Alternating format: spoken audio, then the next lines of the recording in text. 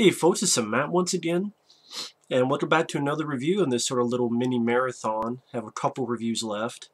This one, and then this will be the next one, and then I'm going to re-review Paycheck, because I reviewed that like 3 years ago and wanted to give a longer review.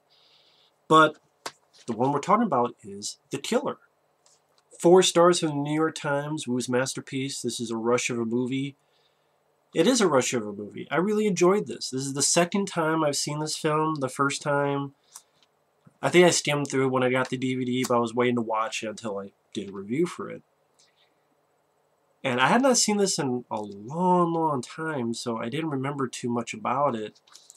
But as I'm doing these John Woo films, if I made a top 5 favorite John Woo movies, number 1 would be Hard Target. It's the first one I saw, but I don't just enjoy it for nostalgia reasons. I enjoy that thoroughly as one of my favorite action stars, Drunk, Loving, and Damned. And I love the simple plot of a man being hunted. Don't hunt what you can't kill. Tagline says it all. I did that review. I have a John Woo movie review playlist. If I can remember, I'll put down below. If I remember. But Hard Target's number 1. I did that review. Number 2 is Broken Arrow. I love it. I think it's a very underrated film with Christian Slater and John Travolta. That's number 2. Number 3 would actually be Hard Boiled. Saw this again. It's a fantastic movie. My favorite Hong Kong action movie. I'll probably say my favorite Hong Kong movie, period. This is a great movie. Number 4 would be Paycheck. I know people like, really? But it's an underdog. Not many people liked it. I like to root for the underdogs. And I like Paycheck. And, I really like that story. But this is number 5, but it's nothing against The Killer. It's nothing against it.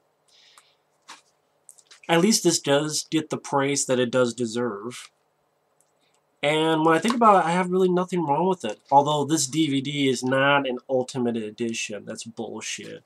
One thing I can rant on. This DVD, which is a 2-disc, the picture quality is fine for me, but it's not the best. I mean, a lot of people online will tell you how it doesn't seem that remastered at all. I mean, it's fine for me, but it's not too great. In the features, you don't have an audio commentary, which I was surprised by. Even this has a commentary by Bay Logan. This doesn't have a commentary. It has an interview with John Woo, which is, was it 15 minutes or something? Has a Q&A with the director, looking at some locations from The Killer, and a little, it's a trailer gallery, but it's pretty much just the trailer for this film. So those features could have been fit on the first disc. I don't know why it was a 2-disc. But the movie itself, I mean, hell, you got Tequila from Hard Boiled, which he would do after this, Chow Yun-fat. That's his character's name, Tequila. And then you got Inframan, Danny Lee. This guy here, can't fucking have my finger on, who plays the cop, is Danny Lee, who is Inframan. It's a 1975 film, which I love since I was a kid. I reviewed Inframan, and it's Inframan and Tequila joining together. So I just got a kick out of it. I mean, a childhood favorite of mine, Inframan. There's another movie got to be in as one of the leads. And he was the Inframan. And then Chow Yun-fat, who I had seen this before. This was, I think, the first Chow Yun-fat film I had seen. So I'm like, oh, he's Tequila, and they're both in this. And very well done movie, fast paced, never got bored with it. It's only an hour and 40-some minutes. Chow Yun-fat is a professional killer. He's doing this last job for the Triad at this nightclub. And John Woo really knows how to shoot action. And also, you could tell he was influenced by films of Martin Scorsese, so the camera work and lighting. But then he has the insane action, the heroic bloodshed. I know one person was asking how come I never talked about A Better Tomorrow. Like I mentioned before, I saw A Better Tomorrow, the first one. I was bored. I did not see the sequel. This, to me, was miles better than A Better Tomorrow. This was a miles better movie. And then this was even better than this. And this is a great movie. This is fantastic. But The shooting very nice, up close, bloody squibs, people getting shot left and right.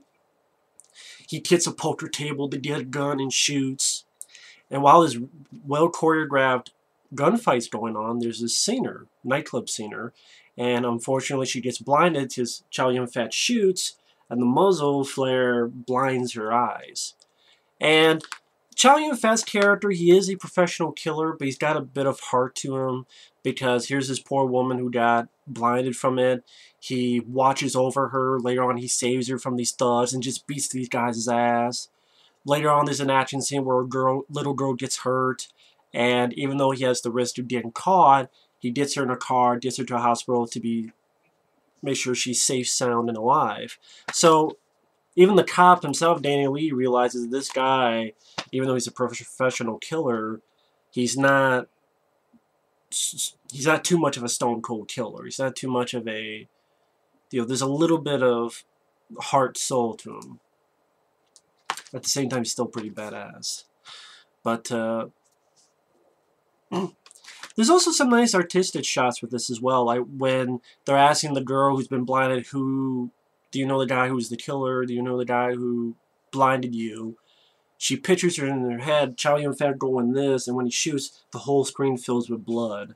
And some nice artistic shots. And Jaru also knows how to use slow motion well. There are certain people, like, he can use slow-mo a lot, but when he uses it, it's like he has an art to slow motion. Like, him and slow motion are good buddies, and they know how to use one another. They know how it works and what it doesn't work.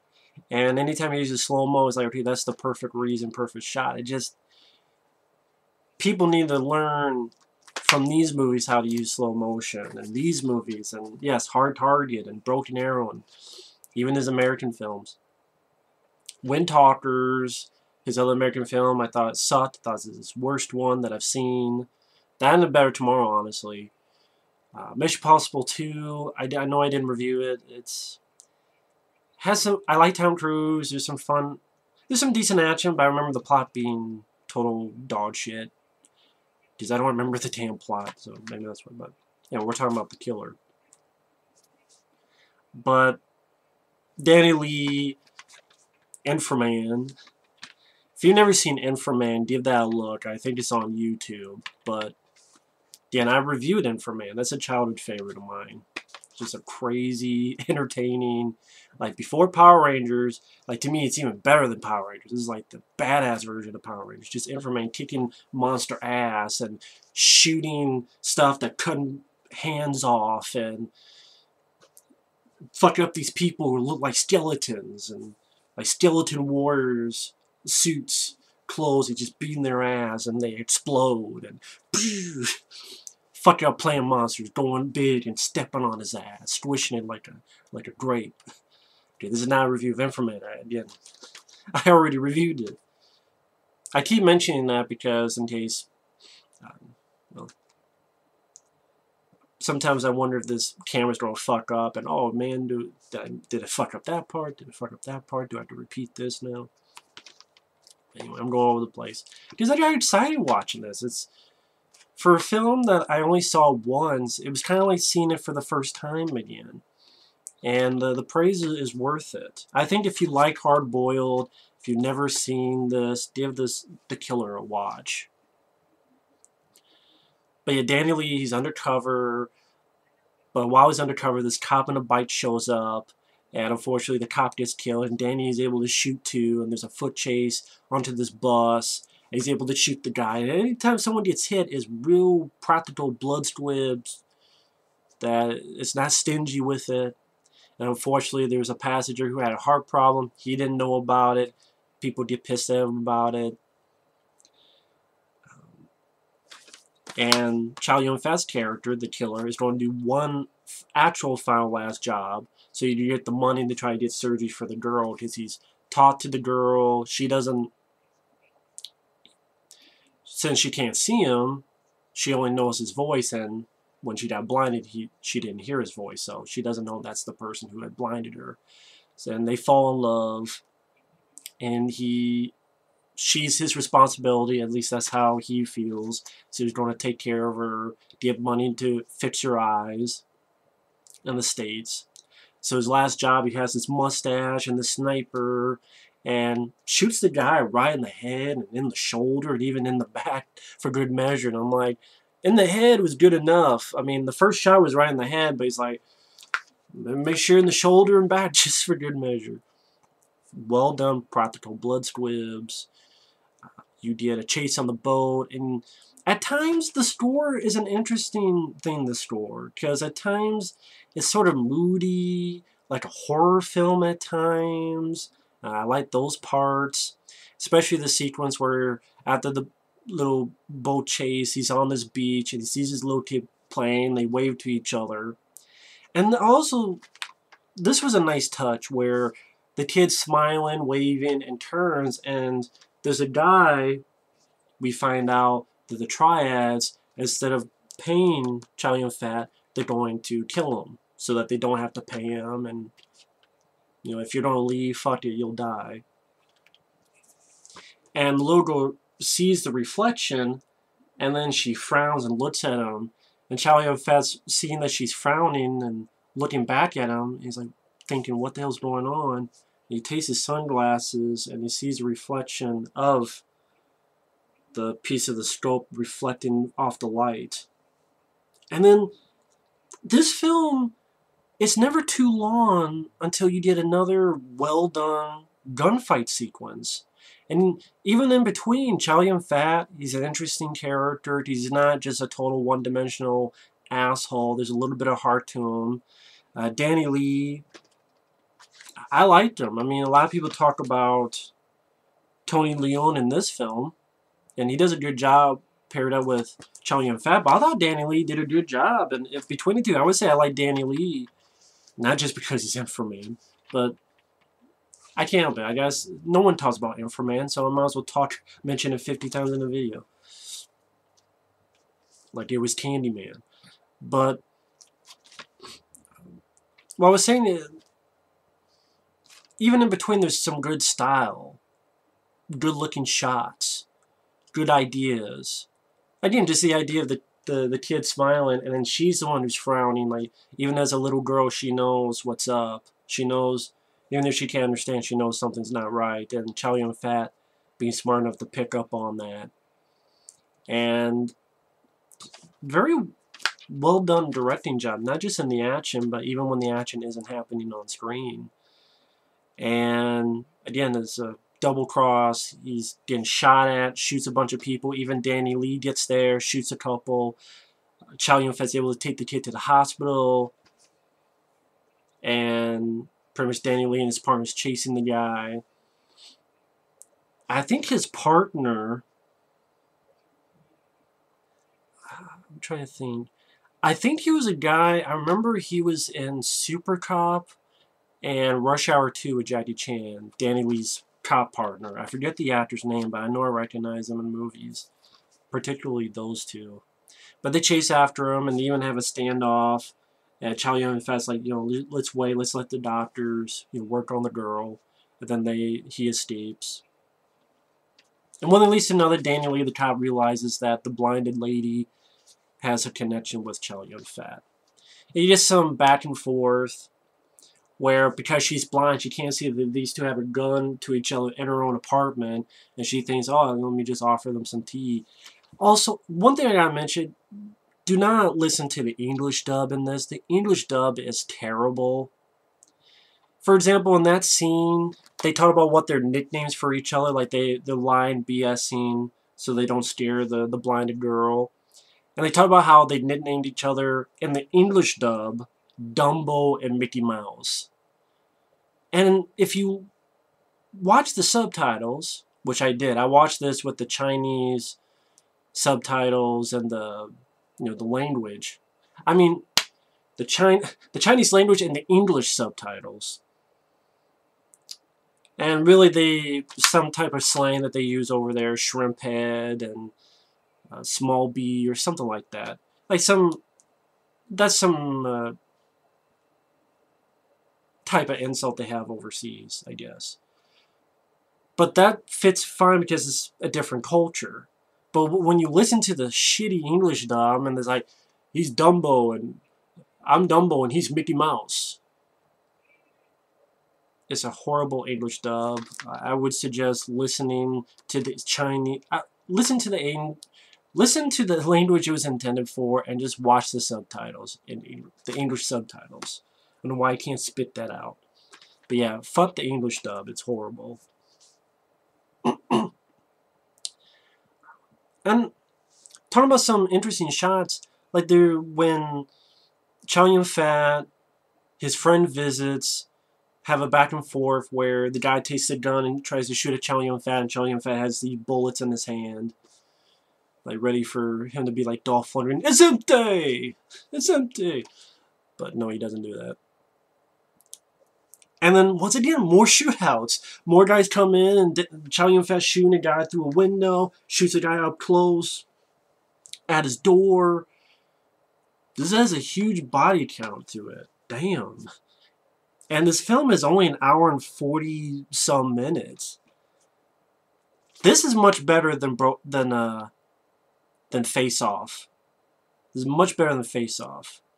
See, that's why I thought Face Off was just okay, time waster at best. Because the action scenes don't amount to anything in this movie. And this film was really 18, 20, at least 30 minutes shorter. It's just a much better movie than Face Off. I'm sorry, I'll take this over Face Off as well as this. This is my opinion. But I was talking about the interesting directing. There's a shot where Chow Yun-fat, well, Danny Lee's sitting in Chow Yun-fat's chair, and he's picturing where Chow Yun-fat was. And like the camera passes once as Danny Lee sitting in the pose in the chair. Then it passes again as Chow Yun-fat almost in the same pose in the chair as Danny Lee's thinking about it. Certain shots like that makes a film like this more interesting.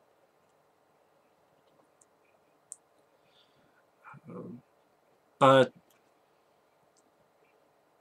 pretty much the tries one to kill Chow Yun-fat. He's got to figure out what to do. The cop, Danny Lee, tells the girl that this guy you're seeing that you're love with is the one who blinded you. He is a killer. And can you help us? Be at an airport, try to draw him out. And one weird thing, I don't know if it's just this DVD, but at the airport, when she's waiting, and then Chow Yun-fat sneakily gets her, and because they're really in love with each other, and she wants to be with him, and Chow Yun-fat sneaks her away from the cops. I listened to that, and I knew that music sounded familiar. In that one scene, it's music from Hero and the Terror with Chuck Norris. It is like, I can't even hum it. I know in my head, but I can't spit it out of my mouth. It's like the little melody, and then it leads into and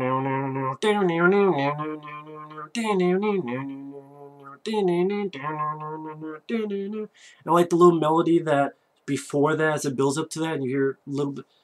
I'm like, that's fucking the Hero and the Terror. They stole music from the Hero and the Terror for one scene.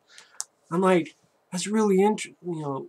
I know that's what it is. I know I'm not going crazy. But I'm like, hey, I like the Hero and the Terror with Chuck Norris, and I like that score. So okay, I didn't expect that. I'm like, is that what I think it is? It's the music for the Hero and the Terror, Chuck Norris. But pretty much, long story short, Danny Lee's cop partner gets shot, dies of his wounds. And pretty much Danny Lee tries to find Chow Yun-fat at this house where the girl's at. And then there's a big action scene where they're just coming in out of the woodwork, the bad guys. And Chow Yun-fat and Danny Lee have to shoot their way out. And it is insane. And then you get a little bit of them bonding with each other after it. And then they hold up in a church. And then you get a fantastic finale in the church, where people are just coming out of the woodwork, and it's just massive shootout. Danny Lee with the shotgun, and then getting I think an AK-47, I'm not sure, a certain machine gun. Chow Yun-fat moving down. There's people on a scaffold and Danny Lee.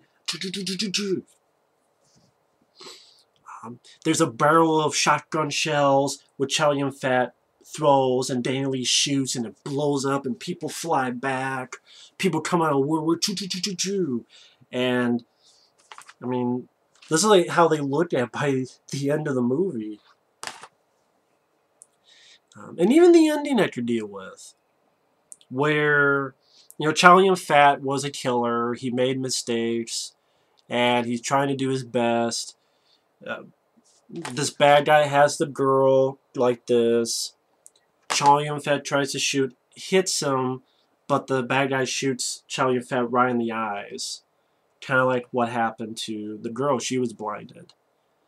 And he dies. Dan Lee is sad about it. The cops are coming in. And the asshole is like, oh, bring me police protection. I need police protection, and I'll do whatever. And Dan Lee just goes up and shoots his ass. And at the end, he always being sad for this guy who he grew respect for. And granted, he had the money, so I don't know if this girl's going to get her eye surgery now and she's going to be fine, or if Daly's going to go to jail, if he's going to go to prison, if he's just going to get fired, and, you know, he was just, you know, temporary insanity. I don't know, but I guess that's not the point of the film. And it's just a quick-paced movie, lots of action, fantastic finale in the church. I'm watching this, I'm like, man, they don't make anything like this nowadays. Well, the closest was like Dredd and John Wick, but even then, they still don't make movies like this anymore. And it's sad. And this film didn't have the biggest budget. So what's the excuse? I think because John Woo took time. I mean, for understand, this film, he took 120 days. He took 40 days alone to film the hospital sequence. Hollywood's not going to let anyone do that. If you give them enough time, you do have movies like Hard Boiled and this. Chow Yun-fat did a good job, so did Danny Lee. Again, it was pretty cool to see Tequila from Hard Boiled and Inframan team up. Even a friend of mine long ago joked about, I guess John Woo, maybe he likes Inframan, so he didn't kill off Inframan. I think a good friend told me that. It made me laugh. But yeah, I mean, I think the DVD could be a lot better. If you find a bare bones, you might as well pick it up because these features aren't much shit. I mean, again, the John Woo interviews, 15, 20 minutes at most. And then a Q&A. And then look at some locations. And then the trailer. Again, no commentary. As far as I remember, unless I missed something. Because it's definitely not on the back. And I couldn't find it on here. So I don't know why it's 2 discs. But despite that, I think this is a kick-ass movie. It's a kick-ass action film. Definitely my top 5 favorite John Woo movies. Again, for me, much better than A Better Tomorrow. Much better than Face Off. Hell lot better than Wind Talkers or Mission Impossible 2. I did not see his other stuff. But, yeah, I really don't have any problems with this. And hey, I got to hear a piece of music from The Hero and the Terror with Chuck Norris. That was pretty cool. But, yeah. Fast-paced. Excellently choreographed, awesome action sequences. And it's definitely a bloody movie. Yeah, I have no problems with this movie, The Killer. It's a great flick. I remember when I saw it so long ago that when I talked to people, I said it was a good flick. No, it's a great flick. Watching it again, it was like watching it for the first time. And if you haven't seen it, like my friend Mike, OCP, definitely check out The Killer, because I know not too long ago, well, when he did his review, that was really the first time he saw this film all the way through, Hard Boiled. So if my friend Mike's watching, definitely check out The Killer. It's well worth it. I think you'll really enjoy it. And yeah, if you've never seen The Killer, highly recommend it. Great flick. Definitely one of John Woo's best films. But anyway, thanks for watching. Take care. And we will see you next time when I review the fantastic, kick-ass, my favorite Hong Kong movie, Hong Kong action movie, Hard Boiled. Which actually, this is a pretty good DVD, and it has actual commentary, it has more interviews, and I'll get into that next time. So, thanks for watching, and take care. Later.